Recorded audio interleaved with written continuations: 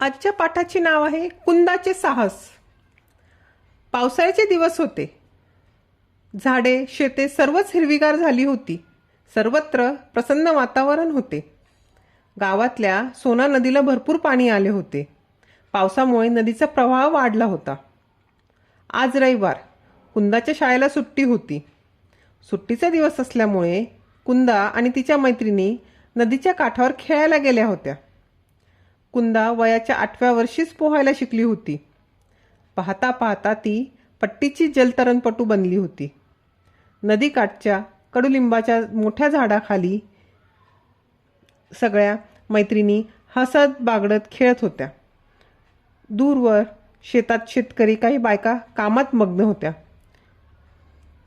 खेळता खेळता लहानगी, रजिया आणि नीला नदीकडे केव्हा गेल्या ते कळलेच नाही.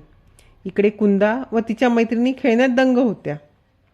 एवढ्यात नीलाचा मोठमोठ्याने रडण्याचा व ओरडण्याचा आवाज आला. धावा धावा, लवकर या, रजिया पाण्यात पडली, कुणीतरी वाचवा हो. ही हाक कुंदाच्या कानावर पडल्याबरोबर ती धावतच नदीकिनारी पोचली. आजूबाजूचे लोक आवाज ऐकून नदीकडे धावू लागले. मुलींचा गलका वाढला होता. कुंदा धावत येऊन काठावर क्षणभर उभी राहिली.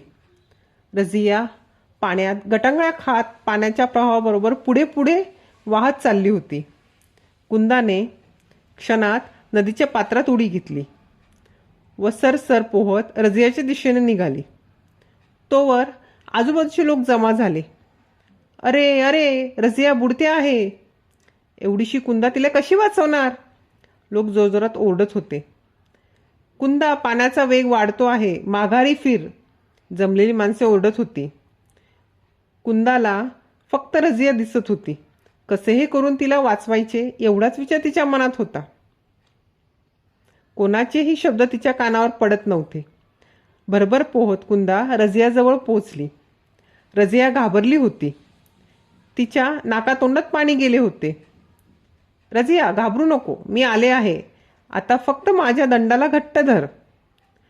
कुंदाने रजियाला काटाकडे आणले. तोवर लोकांनी मोठा दोर पाण्यात सोडला होता. कुंदाने त्याला धरले. सर्वांनी या दोघींना बाहेर काढले. ही बातमी गावभर पसरली.